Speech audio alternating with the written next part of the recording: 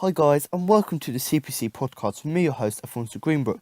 Today in Bod 8, I'll be looking over the result over Reading in the FA Cup, and I'll be discussing the match, player rankings, my man of the match, as well as hearing from what Pardew had to say after the game. So let's begin.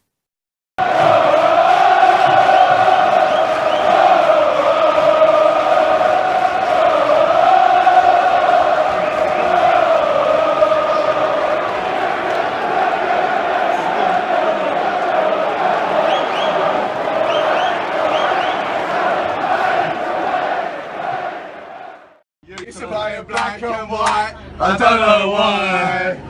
Ooh, then Fraizer red and blue, Yohan Cabaye. Now that scoring goes for fun, I don't know what happened. Hey, Yohan Cabaye, Yohan Cabaye, Yohan Cabaye. He's playing black and white, I don't know why. Ooh, now he plays it red and blue.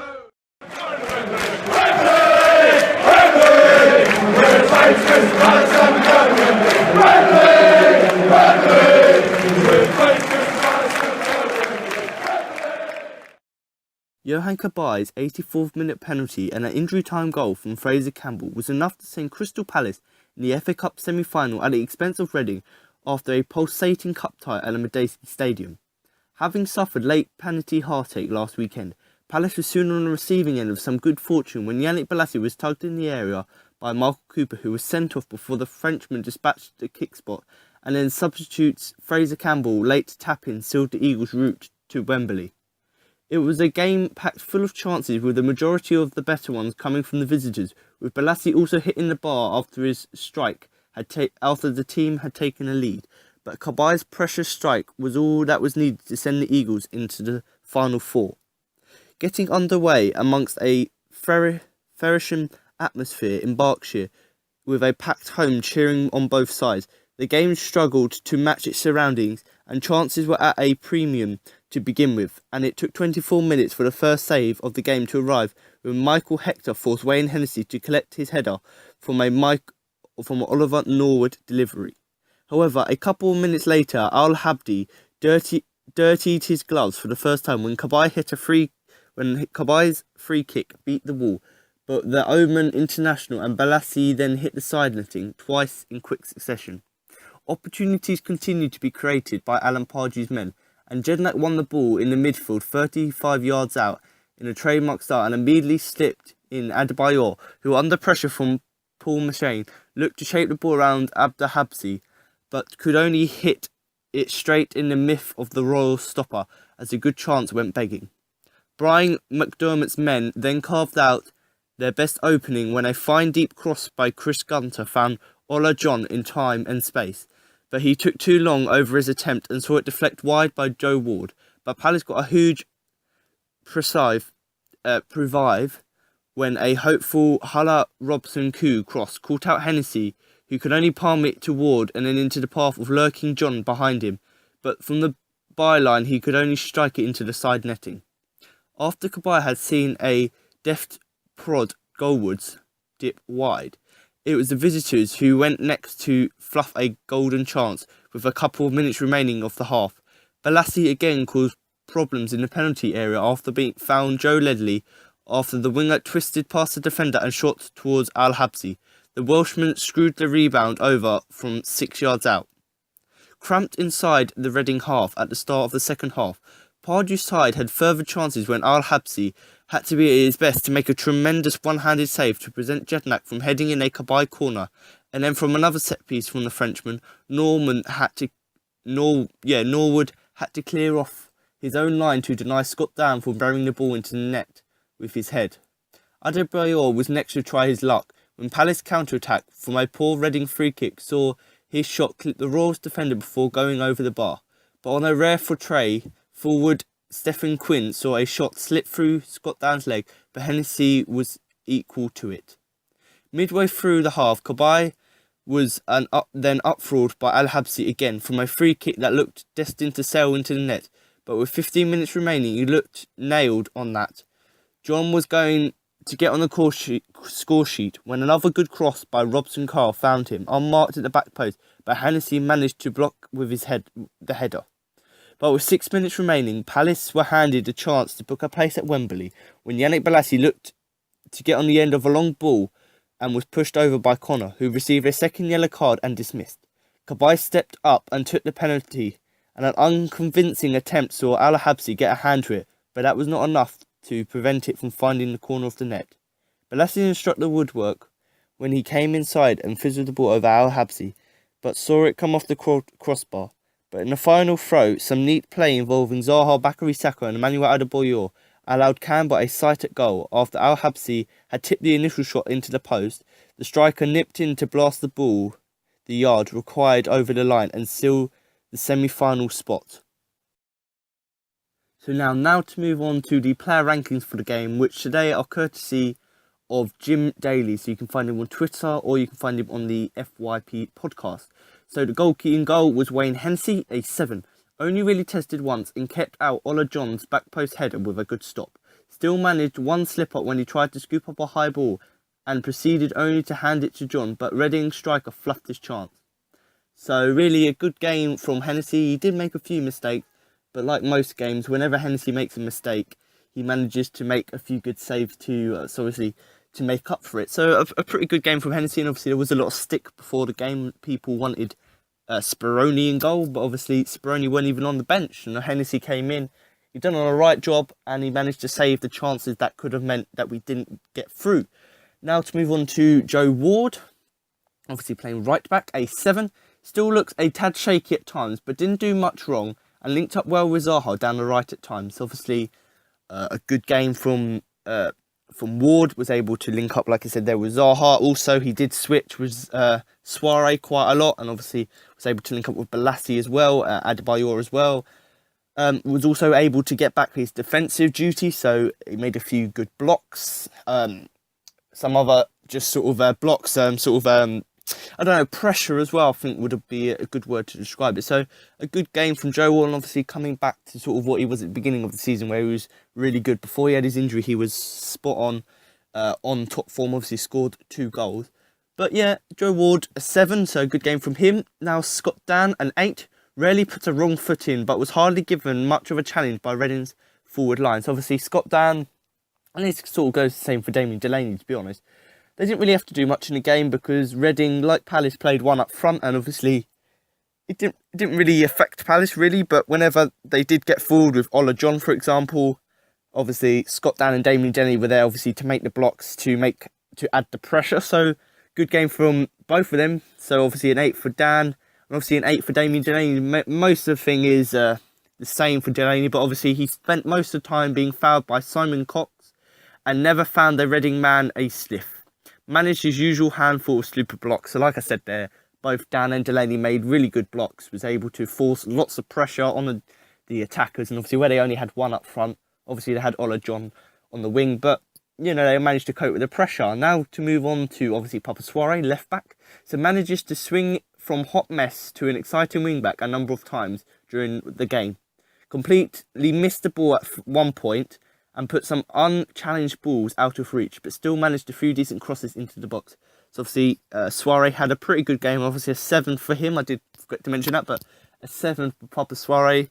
Obviously, like Joe Ward, was able to link up well with Zaha and Bolasie. Obviously, like most games, to be honest, with Soiree, he was our best attacking option, or one of our better attacking options. He was able to get crosses in. That's something that we've missed during this hard point. We haven't been taking chances, but now that Bolasie, Soiree's back, we're whipping in more crosses into the area, getting more chances, rather than trying to get in and just go for a straightforward sort of a shot on goal, which we're actually crossing the ball in, looking for a header, because we know we've got players that can head it in, and actually it's working really well. And Soiree obviously is able to, like Ward, do his defensive duties as well. Now to move on to Joe Ledley, obviously the goal scorer in the Liverpool game, and a 7 for Joe Ledley. Should have scored when Reading's goalkeeper Al Habsi palmed Bolasie's shot into the path in his first half, but rarely put a wrong foot aside from that. So obviously, good game from Joe Ledley, obviously a 7. He could have done better with that, but when you look at the replays, he did have someone that was literally onto him, touching him, and if he tried to control it, it probably would have been blocked, or it just would have been cleared. So he done the best. He had first time shot. He had to think quick. And to be honest, it could have, even if he hit it on target, it probably would have been saved by the keeper anyway, because he could see that Ledley was going to get the ball. So a good game from Ledley. And actually, in the last few games where obviously Punchin's been out, this is the new formation, or this is the new team that Pardew's worked out. Now Bolasie's back. This is the team I think he'll start with, obviously with Punchin and MacArthur out. And it's actually playing Joe Ledley and Mile Jednak together again, obviously, and then putting Yohan Cabaye in a sort of more advanced role. And I think that's really helped the team, to be honest, by doing that, because it's working quite well. Joe Ledley and Mile Jednak work better than Ledley and Cabaye, or Jednak and Cabaye. So a real improvement there from obviously this bad run of form. And obviously it did obviously prove to work, because they were able to provide the ball to the attackers, to the strikers, obviously winning the game. Mile Jednak, a 7, back to basics for the Aussie, but worked it and won plenty of headers in the middle of the park, including one that Al Habsi saved brilliantly. Fed Emmanuel Adebayor with a super pass in the first half that the Senegalese striker should have buried. I say should. It depends which way you look at it. Emmanuel Adebayor didn't have the best game, but we'll move on to that. But obviously, Jednak, once again, him and Ledley were providing the chances for the strikers, for the attackers, making some good passes. And obviously, Jednak as well, he's very good at heading, and one of them was saved off the line. So, a good game from Jednak. Now to move on to Yohan Cabaye, obviously scored the winning goal. And an 8 for Yohan Cabaye, finally back to his best after a good few weeks of looking off the pace. Was always snapping at Reading's midfield men and used to play the ball brilliantly. Held his nerve to open the scoring from the penalty spot late on. So obviously he did score the winning goal, and that's not just, his rating is not purely based on the fact that he scored. It's based that actually during the whole game he was actually one of our best attacking options, because he was playing in a more advanced role further forward. So he was able to find the passes, because obviously he's a brilliant passer. He was able to pass the ball to Zaha, pass the ball to to Bolasie. Obviously Jednak as well, because Jednak did push forward quite a lot, I did notice. Was able to find these passes, was even had, a few of the free kicks himself. They got saved at the last minute. They were going top corner. So really, really good game from Yohan Cabaye. And obviously his goal did add to the fact that he actually had his best game in, I would say, this half of the season. So really, really good game from Cabaye, and hopefully he can keep it up.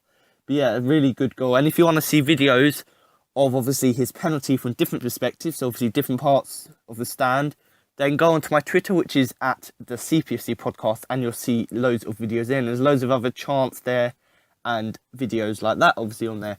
Now to move on to Zaha, who's obviously playing on the wing, an 8. Pushed Cabaye out all the way for Palace's best player, and certainly was the most threatening attacking option for the Eagles, constantly basmooming the Reading defence and drawing fouls time and time again. A lovely burst into the box to find Adebayor, who laid on Fraizer Campbell's goal right on the final whistle. So obviously, like I said there, Wilfried Zaha was our best attacking player, obviously with Bolasie and Adebayor as well. But that was thanks to Cabaye. Obviously, Cabaye had a brilliant game, but his brilliance was able to affect the other players, and obviously to help Zaha to be the best attacking player, because Cabaye was able to give him the passes, and then Zaha was able to cut in, had a few shots, not necessarily they missed, but the fact that he'd be able to create the chances is good. And obviously he did pass the ball around in the box from a pass from Cabaye. Zaha passed to Adebayor, and then obviously that's when Fraizer Campbell scored. So a really good game from Zaha, and once again, like always, best attacking player on the pitch. Now to move on to Bolasie, obviously playing on the opposite wing. Obviously they did change around, but obviously in this case he normally starts on the left. But yeah, they swapped around, and obviously that's the same with obviously the fullbacks as well, Joe Ward and Papa Suarez. So they can the whole team can interlock together, can change and adapt to the attacking or defensive sense of the team. So really good ability there, or really good tactics that Pardew's found to take basically to get the most out of the players, from playing in different positions. And I think he's found with Bolasie his proper position. But obviously, another thing about Bolasie, that he was actually playing up front for some of the game with Adebayor slightly behind him. So obviously, Bolasie playing a wide range of positions at the minute, and that's getting the best out of him, and obviously getting the best result. And obviously, yeah, so that resulted in Bolasie getting a 8 for this game. So his sheer pace and power unsettled the Royals' backline, but he was more effective out wide than through the middle. A superb run into the box to draw a foul from Jake Cooper to win the late penalty. So obviously, there was a bit of tugging in the box, and Bolasie went to run, and he obviously got tagged or tugged, however you want to say it, to be honest, and obviously he fell to the ground, and obviously that's how he won the penalty. But that was basically him throughout the whole game. Obviously he was playing up front, but when he was playing on the wing, he was able to cut in really well. He had a few shots that went just wide, so he was really effective, good player. And like Zaha, he was the best attacking option. But yeah, it was just fantastic, and just I think what won us the game, or created the most chances that could have, won us the game if we didn't have the penalty, was actually his pace and power. Because if it weren't for them, we wouldn't have been able to get forward. And it's thanks to his pace and power that we were able to get forward. He was able to cut in, find a pass to Adebayor, and obviously that's what won us the game. And obviously talking of Adebayor, move on to Adebayor. And Adebayor got a 7. Now some people have said he got a 6, and that's what he said on the website, obviously Jim Daly's view. But having seen him, I think that this is more suitable than the one he was given. I think it was a 6, but obviously I've rated it to a 7 because I feel that this reflects more on his ability, and I did do that for Soiree as well. Soiree got a 6, but I felt that a 7 actually reflected his performance more than obviously what Jim Daly thought. But Emmanuel Adebayor a 7, so showed some superb touches of class, not just to hold the ball up to find his teammates, as he did for Campbell's goal late on. Should have scored early on when fed nicely by Jednak. So once again, Cabaye making these passes to Adebayor, creating these chances. Obviously, the thing that did frustrate me during the game was the fact that whenever he got the ball, he didn't shoot. He always tried to find the pass, where actually we know he's a really good player and he should be able to shoot from on the edge of the box. And if he'd done that, he maybe could have scored more. But really a good game from Adebayor. Not the best, not the best ability from him, but definitely showing what he's capable of. Really good game. And obviously he did give the lovely through ball to Campbell for him to get his goal. So a really good game by Adebayor. Once again, it's thanks to Cabaye and obviously Jednak for giving him them chances. So now to move on to the substitutes. There were only 2 substitutes on the game. Obviously, Bakary Sakho came on for Joe Ledley, and Fraizer Campbell obviously came on for Bolasie. But to be honest, they weren't really on for that long, last sort of 10 minutes or so. There's no ratings for them. Obviously, Campbell did score, but we didn't really see much of him other than the goal to obviously give him rankings. Same for Sakho. But obviously, Sakho, a late sub for Ledley, gave some fresh legs in the middle to help drive Palace over the line. So obviously, took off Ledley, bit tired, and obviously Sakho just gave a little bit more pace, a little bit more fitness into the squad. And that was really a good change in my opinion. Obviously, Fraizer Campbell scored with his virtually only touch of the game. So like I said, there's no point in giving him a rating just for the goal, because that's the only time he touched the ball. Obviously, that was when he came off the bench. And it was only in the first few minutes. So obviously, Sakho came on sort of 10 minutes to go.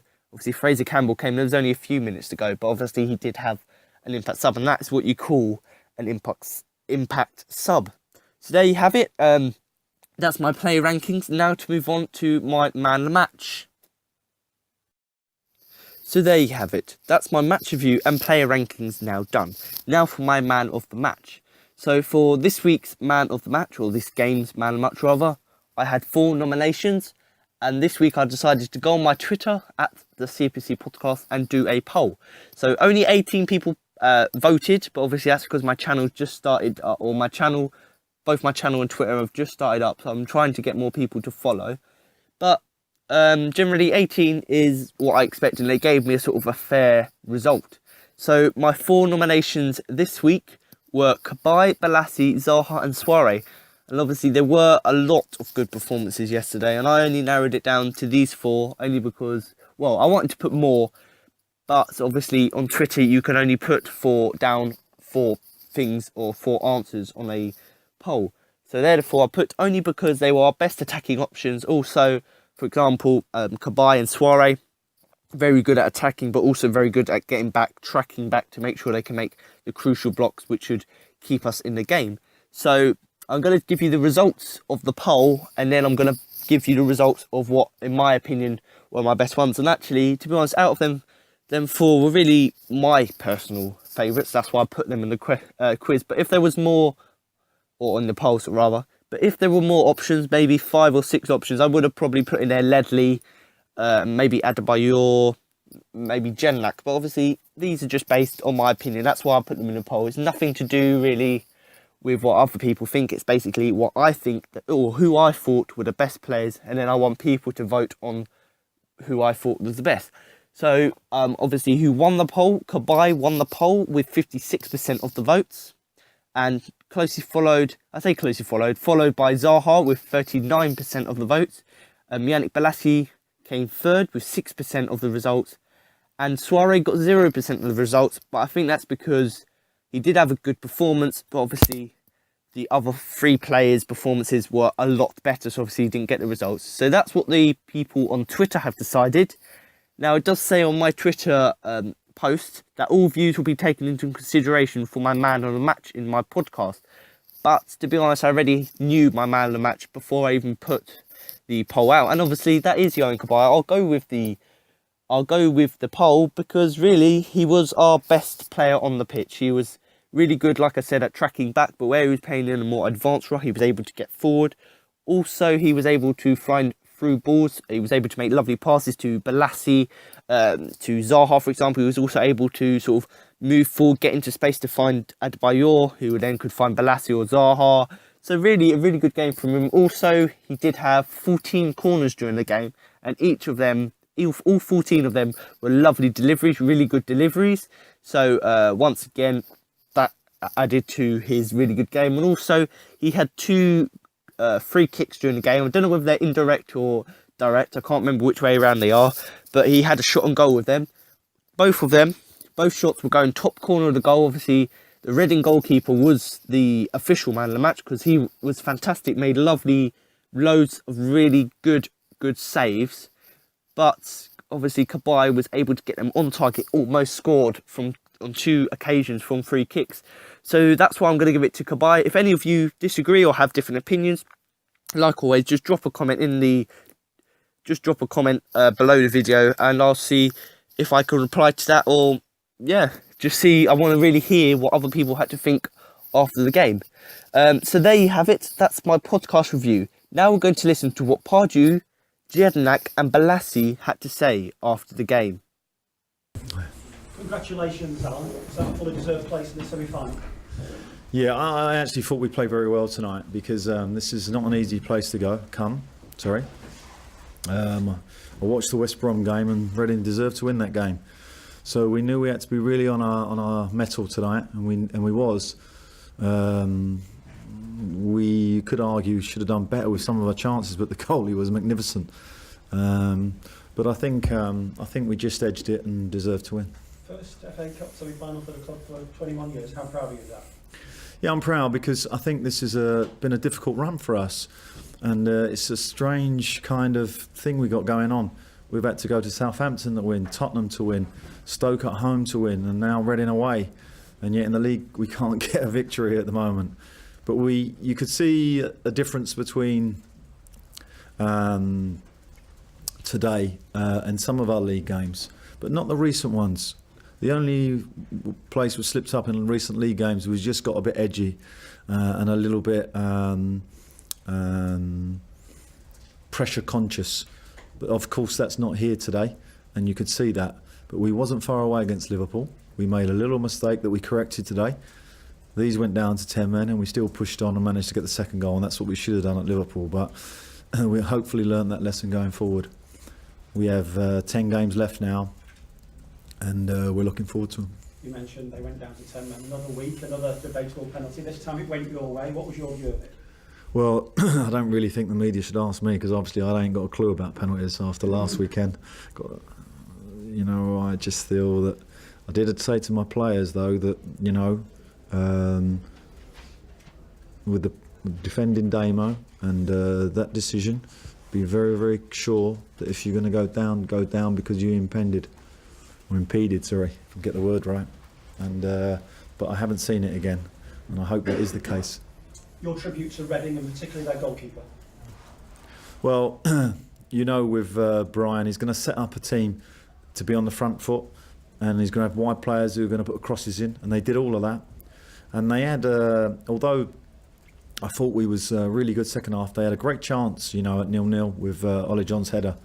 And if that goes in, it might have been a different night for us as well as we played. And they're the margins that you play at. But you know, we was good tonight, and I was pleased for the players because we've been under a bit of pressure recently. Alan, just finally from me, one of your managerial colleagues, Steve McLaren, lost his job at your former club today. A word on Steve? Well, of course, I'm sad for Steve because he's a great pro and great coach, and it didn't work out for him there. And but he'll be back, and I hope he comes back stronger. You know the size and the complexities of that club. What sort of advice would you give to? I've got no advice that he needs to heed. He's a top manager. It's a great club with great people, great fans, and I'm sure that he'll do a great job there. Many thanks, congratulations. Thank you. You mentioned the league form, Alan. Do you take this victory and do you use that to your advantage in the league now? There's different pressure on us in the league, and there will be. But you know, maybe Leicester's a good game for us because I don't think many people would expect us to win that game. So maybe that's a good game for us, the next home game. I'm just really pleased for our fans because really they've had to suffer in our home games. We've really struggled a little bit recently. So it was great to see that end all happy, and then obviously you can all look forward to a semi-final. And I think for us, if we can keep that intensity that we had tonight and some great forward play from Zaha and Bolasie and Adebayor tonight, which was, you know, at any level, that was quite exciting, I thought, some of their play. So we can take that to the next game, and that really is our business, particularly how it is now with the current media. It's instant media, instant criticism, instant praise. So we weren't going to get carried away tonight. We've won, but we got to win in the league. You talk about the players playing under pressure in the league, and what they will have had from this evening is some confidence, and we all know how important that is in football. Is that what you were hoping to achieve? Yeah, but also there's a few ex-pros in this room will tell you that, you know, when you get to the semi-final of a cup, it brings a kind of excitement and a confidence to you. You can't help but lean on that, and that's what we're going to have to try and do because we must improve our league form. Replay would have been the last thing you wanted, I should imagine, wouldn't it? Yeah, but you know, in credit to Reading and the back four and the goalie, they've had to play really at the top of their game tonight to keep us at bay for as long as they did, and it took a penalty to break them down. So yeah, I actually thought it was going to go to a replay, if I'm honest. Milo, congratulations, trip to Wembley. Great performance from the lads tonight. Yeah, it was, you know, it was very efficient, disciplined. Something that we, you know, we've showed in the last couple of weeks, but haven't got our, you know, rewards from. But it's great to get the victory tonight. And some great attacking play. Was it just important to get that clean sheet tonight? Yeah, no doubt. You know, we said before the game, if we get the clean sheet, we go into the draw. And then you got to rely on your guys up front, which we knew they would cause them problems, and that was the way it panned out. You know, the keeper in saying that had a fantastic game, but it was, you know, it was a result and job well done and thoroughly deserved. And how proud are you as a captain of how far the club's come since you've been into a FA Cup semi-final at Wembley? Yeah, it's awesome. I mean, second time in a short space that I've been involved in a semi-final. You know, okay, the first one was the League Cup, but still an experience in itself, and this would be special. It always is. Wembley. We've got to look forward to it. You know, a lot of football to be played until then, and we have to refocus and you know, make sure we get the job done before we get there. And finally, just for you personally, you've played a few more games recently than at the start of the season. Do you feel you're hitting your stride now? Yeah, I feel great. Every time I've been given the opportunity, I felt fine. Felt, you know, comfortable, and you know, felt right at home as you do and as you're expected to do. So it's nice to get a little run of games, and like I said, we push on and we look forward to that. But until, you know, before that, we look forward to the challenges that lie ahead in the league. Yannick, FA Cup semi-final. Congratulations. What does it mean? means a lot to myself personally. Obviously, never been this far in a competition, and you know, hopefully I get a chance to play at Wembley. Do you feel like the team got their mojo back a bit today? Yeah, definitely. You know, we created a lot of chances. I don't know how I didn't score today, but you know, happy we won in the end. And is it exciting playing with Wolf and Addy? Yeah, definitely. I think there's an understanding there, and people can see that. You know, we've been unlucky in the last 2 games not to be leading at half time, but you know, hopefully that will come. And now we look forward to Leicester coming to our place. It's a great atmosphere as well, wasn't it? Yeah, definitely. You know, the fans were terrific as usual. You know, so you know, on to the semi-final. So there, now you've heard what Pardew, Jednak and Bolasie had to say. That concludes my match review of Crystal Palace versus Reading, or Reading versus Crystal Palace if you want to be pedantic. But make sure to come back next week for my pre and post match review of Crystal Palace versus Leicester City. So thanks for watching, and remember to up the Palace. Wembley, Wembley. Our name's Crystal Palace and we're going to Wembley.